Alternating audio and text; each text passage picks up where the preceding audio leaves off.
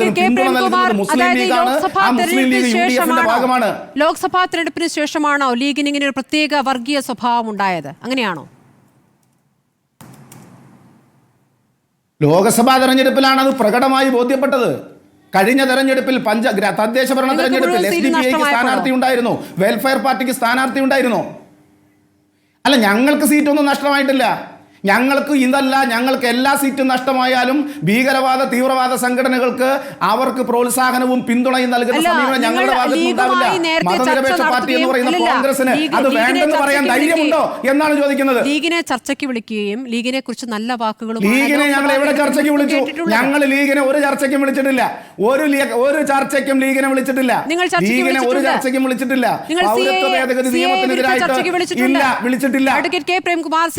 വിഷയത്തിൽ വിളിച്ചിട്ടുണ്ട്. അത് ലീഗിനെ മാത്രമായിട്ടല്ല, എല്ലാ മുസ്ലിം സംഘടനകളെയും വിളിച്ചിട്ടുണ്ട്.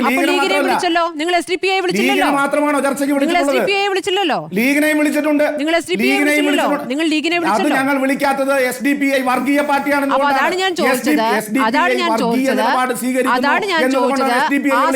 വിരുദ്ധ പ്രക്ഷോഭ കാലത്ത് ലീഗ് വേറൊരു ലീഗും ലോക്സഭാ തെരഞ്ഞെടുപ്പിൽ നിങ്ങൾക്കേറ്റ വലിയ തിരിച്ചടിക്ക് ശേഷം മറ്റൊരു ലീഗുമായി മാറിയോ എന്ന് ഞാൻ ചോദിച്ചത് അതുകൊണ്ടാണ്. അല്ലല്ല, തെരഞ്ഞെടുപ്പിലേറ്റ തിരിച്ചടിക്ക് ശേഷമല്ല. ലോക്സഭാ തെരഞ്ഞെടുപ്പ് സമയത്ത് SDPIയുടെയും വെൽഫെയർ പാർട്ടിയുടെയും വോട്ട് UDF ആണ് വാങ്ങിയിട്ടുള്ളത്. RSSന്റെ വോട്ട് UDF ആണ് വാങ്ങിയിട്ടുള്ളത്. ഇവിടെ എങ്ങനെയാ തൃശ്ശൂര് 86,000 വോട്ട് കെ മുരളീധരന്റെ കുറഞ്ഞത്? KPCCയുടെ പ്രസിഡന്റായിരുന്നല്ലോ കെ മുരളീധരൻ നേരത്തെ. കേരളത്തിലെ ഏറ്റവും തലയെടുപ്പുള്ള കോൺഗ്രസിന്റെ നേതാവ്. അദ്ദേഹത്തെ എന്തിനാ അദ്ദേഹം ജയിച്ച വടകരയിൽ നിന്ന് തൃശ്ശൂരിലേക്ക് മാറ്റി 86,000 വോട്ട് കാലുവാരി അദ്ദേഹത്തെ അവിടെ തോൽപ്പിച്ചതാരാ? ഞങ്ങളാണോ? മറുപടി പറയണ്ടേ? മറുപടി പറയാൻ ബാധ്യതയുള്ള പാർട്ടി കോൺഗ്രസും UDF-ഉം ആണ്. ബാബറി മസ്ജിദ് തകർത്തതുമായി ബന്ധപ്പെട്ട് എന്തായിരുന്നു നിലപാട്? പറയേണ്ടത് തകർന്ന ശേഷം ലീഗ് എടുത്ത നിലപാടിനെ ആ സമയത്ത് പുകഴ്ത്തുകയാണ് ചെയ്തത്. സംയമനത്തിന്റെ ഭാഷ എന്നാണ് അന്ന് ലീഗിനെ പറ്റി പറഞ്ഞിരുന്നത്. ഇപ്പോൾ സംയമനമെല്ലാം വേറെ രൂപത്തിലായി. നിങ്ങൾക്ക് ഇപ്പോൾ ലീഗിന്റേത് സംയമനത്തിന്റെ നിലപാടെന്നായിരുന്നു അന്നെടുത്ത നിലപാട്. എപ്പോഴും ബാബറി മസ്ജിദ് തകർത്തത് കോൺഗ്രസിന്റെ, അതെ, അത് നിങ്ങളുടെ അഭിപ്രായമായിരിക്കാം, കോൺഗ്രസിന്റെ പിടിപ്പുകേട് കൊണ്ടാണ്. 13 ഭാഷ സംസാരിക്കാൻ കഴിയുമായിരുന്ന രാജ്യത്തിന്റെ പ്രധാനപ്പെട്ട പരമോന്നത പദവിയായ പ്രധാനമന്ത്രി കസേരയിൽ ഇരുന്ന കരസേനയുടെയും വ്യോമസേനയുടെയും നാവികസേനയുടെയും നിയന്ത്രണമുള്ള ഇന്ത്യയുടെ പ്രധാനമന്ത്രി കോൺഗ്രസ്സുകാരൻ, അദ്ദേഹം പറയാൻ തയ്യാറായില്ല.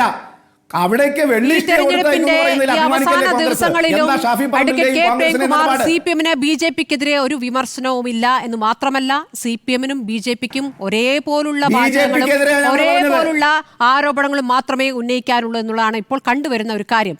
റോജി, മറുപടി നൽകാം. നിങ്ങൾ പരാതി നൽകുന്നുണ്ടോ? പരാതി നൽകിയാൽ അതിന്മേലുള്ള നടപടി എന്തായിരിക്കും എന്നുള്ളത് ഇപ്പോൾ അഡ്വക്കേറ്റ് പ്രശാന്ത് പത്മനാഭൻ ചൂണ്ടിക്കാണിച്ചല്ലോ. സമയക്കുറവുള്ളതുകൊണ്ടാണ്, എല്ലാവരിലേക്കും ഒരു വട്ടം കൂടി പോകണമെന്നുണ്ട്. അതെ, നിങ്ങൾ അതായിക്കോട്ടെ, നിങ്ങൾ ഇവിടെ പറഞ്ഞു വന്നത് നിങ്ങളുടെ അഭിപ്രായമായിരിക്കാം. അത് CPM-ന്റെ മേൽ അടിച്ചേൽപ്പിക്കാൻ നോക്കണ്ട. ഞാനൊന്ന് പറഞ്ഞു, എനിക്ക് പറയാൻ എനിക്ക് പറയാൻ സമയമുണ്ടോ? ഇത് കഴിഞ്ഞിട്ട് പറഞ്ഞോളൂ.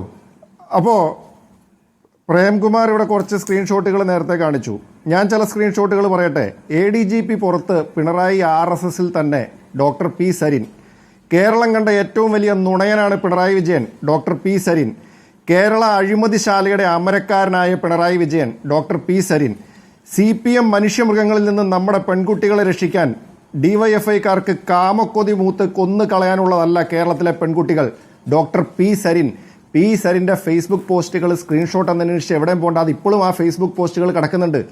അപ്പോൾ സന്ദീപ് വാര്യരെ തള്ളിപ്പറഞ്ഞ ആ സ്ക്രീൻഷോട്ടുകൾ എടുത്തുകൊണ്ട് കാശ് കൊടുത്ത് സെലക്റ്റീവായി പരസ്യം ചെയ്യുന്ന CPM, സരിൻ ഇപ്പോഴും ഡിലീറ്റ് ചെയ്യാത്ത ഈ പറഞ്ഞ സരിന്റെ പ്രസ്താവനകൾ, നിങ്ങളുടെ സ്ഥാനാർത്ഥി, അതായത് പ്രേംകുമാർ പരാജയപ്പെടുത്തിയ സ്ഥാനാർത്ഥി, ആ സ്ഥാനാർത്ഥിയുടെ ഇപ്പോഴും ഈ കിടക്കുന്ന സ്ക്രീൻഷോട്ടുകൾ നിങ്ങൾ എങ്ങനെ ന്യായീകരിക്കും? അപ്പോൾ അത് സരിൻ പറയുന്നതെല്ലാം ശരിയാണോ? അപ്പോൾ സരിന്റെ ഈ പൂർവ്വകാലം നിങ്ങൾ അംഗീകരിക്കുന്നുണ്ടോ? അപ്പോൾ നിങ്ങൾക്ക് എന്താണ് നിലപാട്? പറഞ്ഞിട്ടുണ്ട്. അതായത് നിങ്ങൾ സരിൻ ഇടുമ്പോൾ തള്ളി ബർമുഡ, പറഞ്ഞിട്ടുണ്ട്. ഞങ്ങൾ ഇടുമ്പോൾ വള്ളിക്കളസം. സരിൻ തള്ളി നിങ്ങൾ പറഞ്ഞിട്ടുണ്ട്. ഇടുമ്പോൾ ബർമുഡ, ഞങ്ങൾ ഇട്ടാൽ വള്ളിക്കളസം. നിങ്ങൾക്ക് നിങ്ങൾ ഇടുമ്പോൾ ഓന്തിന്റെ കാവിക്കളസം. നിറം മാറുന്ന, ഓന്ത് പോലും നാണിച്ചു പോകുന്ന തരത്തിൽ ഇങ്ങനെ നിറം മാറാൻ എങ്ങനെ കേരളത്തിലെ CPM ഈ തെരഞ്ഞെടുപ്പിൽ PDP നിങ്ങൾക്ക് പിന്തുണ പ്രഖ്യാപിച്ചപ്പോൾ ഹിന്ദു മല്ലു ഗ്രൂപ്പ് ഉണ്ടാക്കിയ IAS ഉദ്യോഗസ്ഥരുടെ നടപടി എന്തായി? Advocate K Premkumar, Hindu Mallu group WhatsApp group ഉണ്ടാക്കിയ IAS ഉദ്യോഗസ്ഥരുടെ നടപടി ഉണ്ടായോ? LDF വോട്ട് ചെയ്യണമെന്ന്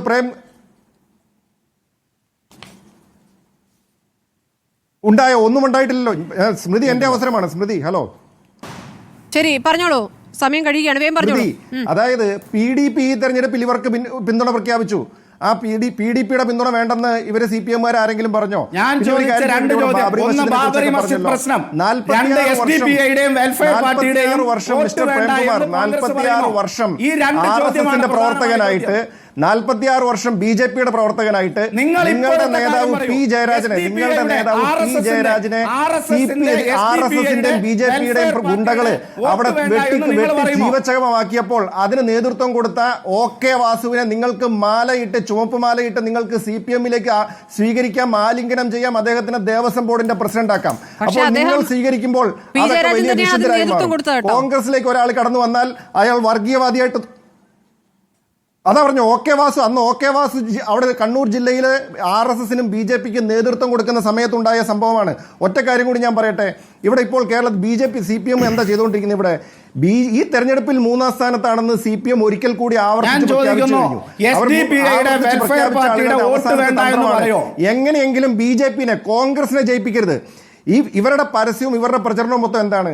CPM എന്തായാലും ജയിക്കൂല, 3-ാം സ്ഥാനത്താണ്. അപ്പൊ പിന്നെ നിങ്ങൾ ന്യൂനപക്ഷങ്ങളായാലും പാലക്കാട്ട് ജനങ്ങളായാലും കോൺഗ്രസിന് ഒരു കാരണവശാലും വോട്ട് ചെയ്യരുത്. നിങ്ങൾ എങ്ങനെ BJP-നെ വോട്ട് ചെയ്ത് വിജയിപ്പിച്ചോളൂ എന്ന നിലപാടല്ലേ നിങ്ങൾ സ്വീകരിക്കുന്നത്? മുനമ്പം വിഷയത്തിൽ ഇവരെന്താ ചെയ്തുകൊണ്ടിരിക്കുന്നത്? മുനമ്പം വിഷയത്തിൽ 35 ദിവസമായിട്ടും ഒരു ചർച്ചയ്ക്ക് വിളിക്കാൻ ഇവർ തയ്യാറായിട്ടില്ല. ഇവർ വർഗീയവാദികൾ എന്ന് പറയുന്ന ലീഗിന്റെ നേതാക്കന്മാരെ അവിടെ ഈ വിഷയം അവസാനിപ്പിക്കണമെന്ന് പറഞ്ഞ് അവിടെ സമവായത്തിന് പോകാൻ തയ്യാറായി. അപ്പോൾ ഇത്തരത്തില് അതായത് മസ്കറ്റ് ഹോട്ടലില് CPM RSS നേതാക്കളുമായിട്ട് മുഖ്യമന്ത്രിക്ക് അടച്ചിട്ട മുറിയിൽ ചർച്ച ചെയ്യാം. അതിന്റെ വിശദാംശങ്ങൾ ഇതുവരെ പുറത്തു വന്നിട്ടില്ല. അപ്പോൾ നിങ്ങൾ ഇത്തരത്തിൽ വർഗീയതയും ഒരുപോലെ സംശയവും വേണ്ട. ഞാൻ പറഞ്ഞല്ലോ, ഈ പരസ്യങ്ങൾ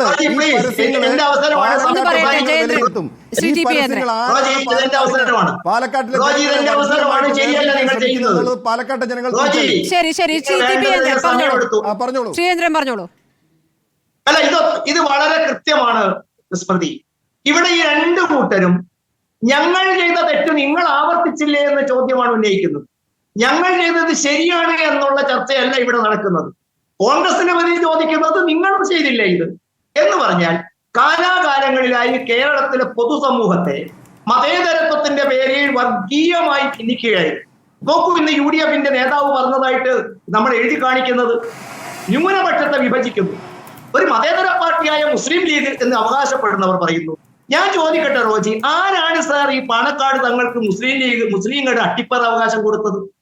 മാത്രമല്ല, അദ്ദേഹം മതശാസനകളെ കൂട്ടിക്കുഴയ്ക്കുകയല്ലേ ഈ വേദിയിൽ? ശിക്ഷയെക്കുറിച്ചും ഈ ലോകത്തെക്കുറിച്ചും അതിന്റെ കാര്യങ്ങളെക്കുറിച്ചും പറയുമ്പോൾ താങ്കൾ നാഴികയ്ക്ക് 40 വട്ടം മതേതരത്വത്തെക്കുറിച്ചും മതവും രാഷ്ട്രീയമായി കൂട്ടിക്കുഴയ്ക്കരുതെന്ന് പറയുന്നവർ മതത്തിന്റെയും വർഗത്തിന്റെയും അടിസ്ഥാനത്തിൽ കേരളത്തെ ഇക്കാലത്തെയും വഞ്ചിക്കുകയായിരുന്നു. ഇന്നെത്തിയിരിക്കുന്നത് എന്താണ്? ആ വഞ്ചന കേരളം തിരിച്ചറിഞ്ഞു തുടങ്ങിയിരിക്കുന്നു. രാജ്യത്തെ ഭിന്നിപ്പുണ്ടാക്കുന്ന ആരാണ് മിസ്റ്റർ? ഈ രാജ്യത്തെ മതത്തിന്റെ അടിസ്ഥാനത്തിൽ ഭിന്നിപ്പുണ്ടാക്കുന്നത് നിങ്ങളല്ലേ? ഹിന്ദുക്കൾ, അതായത് മഹാരാഷ്ട്രയിൽ ഹിന്ദുക്കൾ എല്ലാവരും ഒരുമിച്ച് നിൽക്കണമെന്ന് നിങ്ങളുടെ മുഖ്യമന്ത്രി യോഗി ആദിത്യനാഥ് പറയുമ്പോൾ നിങ്ങൾ മതത്തെ എവിടെയാണ് കൊണ്ടെത്തിച്ചിരിക്കുന്നത്? അതായത് ഹിന്ദുക്കൾ എല്ലാവരും മഹാരാഷ്ട്രയിൽ ഒരുമിച്ച് നിൽക്കണമെന്ന് നിങ്ങളുടെ മുഖ്യമന്ത്രി യോഗി ആദിത്യനാഥ് മഹാരാഷ്ട്രയിൽ പോയി പ്രസംഗിക്കുമ്പോൾ നിങ്ങൾ മതത്തെയും രാഷ്ട്രീയത്തെയും നിങ്ങൾ എവിടെ കൂട്ടിക്കെട്ടുന്ന ആ പണിയല്ലേ നിങ്ങൾ ചെയ്തുകൊണ്ടിരിക്കുന്നത്? ആ പണി ചെയ്ത് നിങ്ങളാണ് ഇവിടെ വന്ന് ഞങ്ങൾക്ക് ക്ലാസ്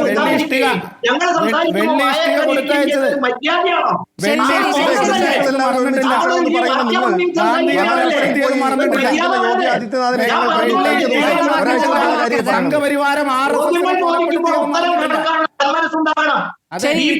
തലേ ദിവസമാണ് നിശബ്ദ ഉത്തരവാദിത്വം പ്രചാരണത്തിന്റെ ഞാൻ ദിവസമാണ്, പറഞ്ഞത്. പക്ഷെ ഒട്ടും അതിന്റെ നിശബ്ദമായിരുന്നില്ല ഉത്തരവാദിത്വം ഇന്നത്തെ ഞാൻ ദിവസം എന്നുള്ളതാണ് ഒരാഴ്ച മുമ്പ് നമുക്ക് മുന്നിൽ മുഖ്യമന്ത്രി പറഞ്ഞ കാര്യമാണ്. ഉണ്ടായിരിക്കുന്ന കാര്യങ്ങളിൽ നിന്ന് വ്യക്തമാണ്.